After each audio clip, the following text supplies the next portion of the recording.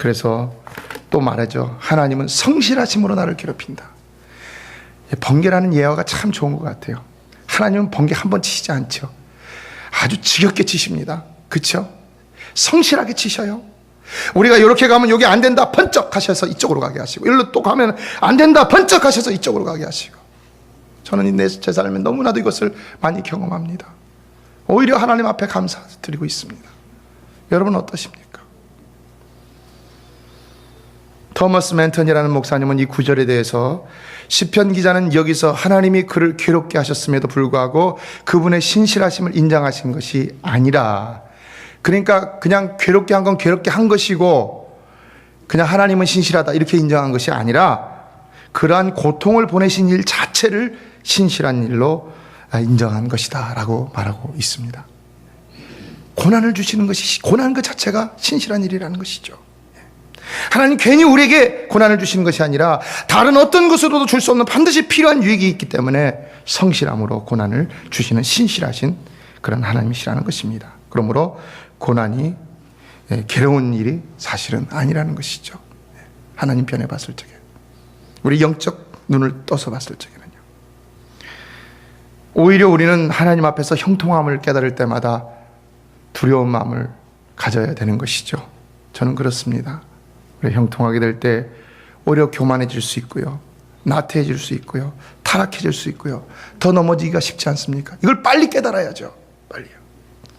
내 삶이 평안하게 형통하게 아무렇지도 않게 지나가니까 우리 삶이 어느샌가 모르게 그것에 비례해서 좀 교만해지고, 좀 느슨해지고 나태해지고, 좀 더 죄악을 더 사랑해지고 이렇게 된다는 것입니다. 이게 자연적인 원칙입니다. 여러분 깨달아야 됩니다. 그래서 그때 그것이 더 성장하기 전에 우리는 하나님 앞에서 마치 고난을 받는 자와 같이 눈물을 흘리면서, 하나님 내가 잘못했습니다. 내가 하나님 앞에서 더 낮아지겠습니다. 내가 하나님 앞에서 더 거룩하게 살겠습니다. 내가 하나님의 뜻대로 더 살기를 원합니다. 하나님 나를 도와주세요. 아직 고난을 안 당하지만 마치 고난을 당하는 것처럼 그렇게 기도하면서 그 형통함을 유지해 나갈 수 있어야 한다는 것이죠. 그러나 여러분, 그럼에도 불구하고 그런 기도가 우리가 고난을 받을 때 드리는 기도하고 어떻습니까?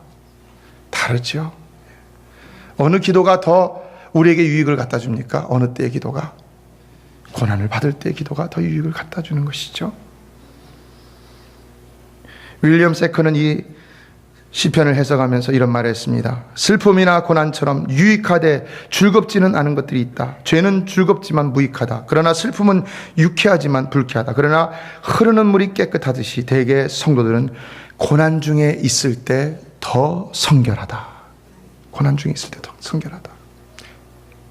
고난 아닌 형통 중에 있을 때 덜 성결하다는 말이에요. 이 말이 틀립니까? 맞습니까?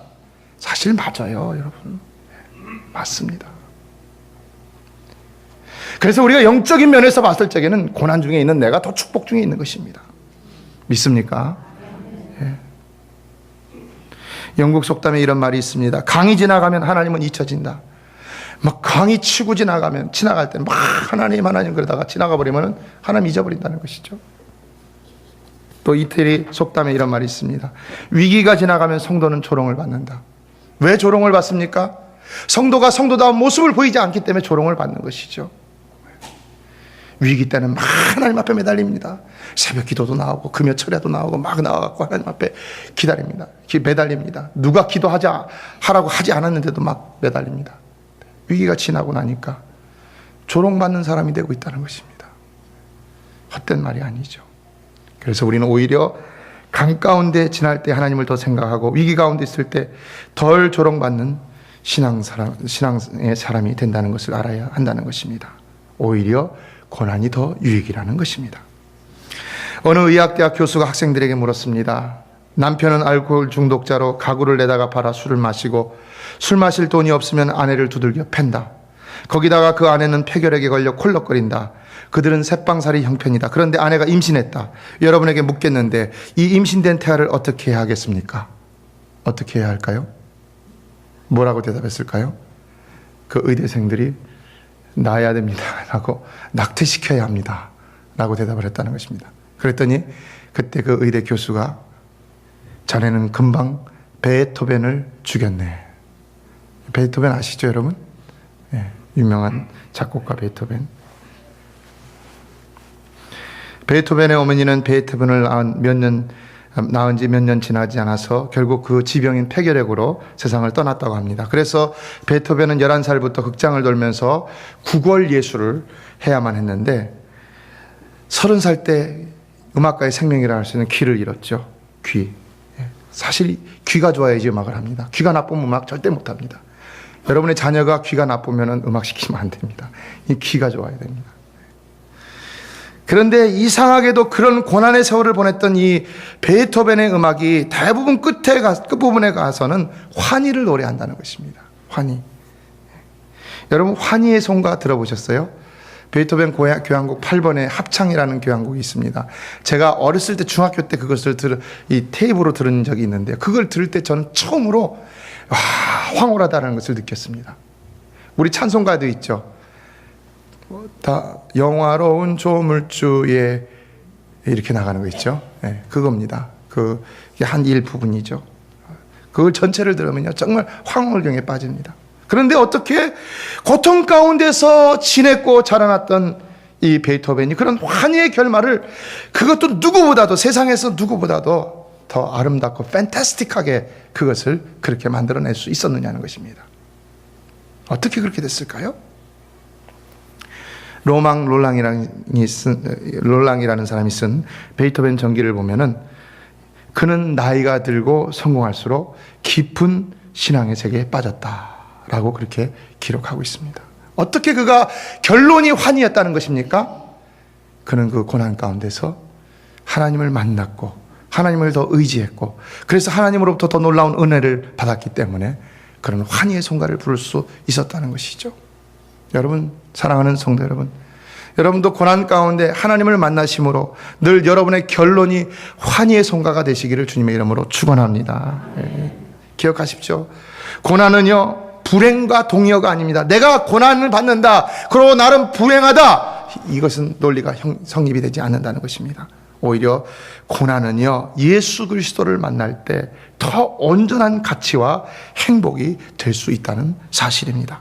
그러므로 빌립보서 4장 6절은 아무것도 염려하지 말고 오직 모든 일에 기도와 간구로 너희 구할 것을 감사함으로 하나님께 아뢰라 그랬습니다. 그리하면 어떻게 하신다고요? 하나님의 평강이 그리스도 예수 안에서 너희 마음과 생각을 지키시리라. 여러분, 고난 가운데 오히려 감사해야 할 제목이 있다는 것을 우리가 왜 감사해야 되는지 깨달을 수 있지 않습니까? 고난 가운데 감사함으로 기도하시는 여러분 되시기를 바랍니다. 스펄전 목사님은 별빛을 감사하면 달빛을 주시고, 달빛을 감사하면 햇빛을 주시고, 햇빛을 감사하면 천국빛을 주신다라고 했습니다. 감사는 적은 것에서 시작해야 한다는 것이고, 그러나 적은 것이라도 감사한다면 하나님은 더 큰 감사로 감사 때마다 채워주신다는 것입니다. 말씀을 맺습니다. 재미난 얘기입니다. 어떤 분이 한 번은 사람들에게 차에 휘발유가 떨어진 것이 얼마나 감사한지 모르겠습니다 라는 말을 했다는 것입니다. 아니, 휘발유가 떨어졌는데 뭐가 감사합니까? 사람들이 물었습니다. 그랬더니 이분이 하루는 일이 끝나갖고 차를 몰고 집으로 가는데 가스에 그 앵꼬, 우리말로요, 앵꼬 라이트에 불이 들어와갖고는 막 주유소를 찾는데 주유소가 없더라는 것입니다. 그래서 그냥 왜 이렇게 우리 동네는 주유소가 없는 거야? 저희 동네가 그러거든요. 주변에 별로 주유소가 없습니다. 투덜거렸다는 것입니다. 사람들이 물었습니다. 그런데 어떻게 감사한 일이 생겼습니까? 그랬더니 부인이 이렇게 대답했다는 것입니다. 어젯밤 우리는 차를 도둑 맞았어요. 그런데 휘발유가 바닥나 있었기 때문에 이 도둑이 30m쯤 끌고 가다가 차를 그냥 두고 가버렸지요. 여러분, 만일 휘발유가 많았다면 어떻게 됐겠습니까? 차를 잊어버리는 것이죠. 성도 여러분, 욥과 같이 이유 없이 고난을 받는 경우도 결국은 그 고난의 끝에 더 놀라운 축복을 받았다는 사실입니다. 그러므로 하나님이 함께 하시는 성도의 삶의 고난은 분명히 더 놀라운 유익의 끝을 가져다 줄 줄로 믿습니다. 우리 삶의 건강이나 행복, 평안이나 인간 교제가 바닥날 때가 있습니다.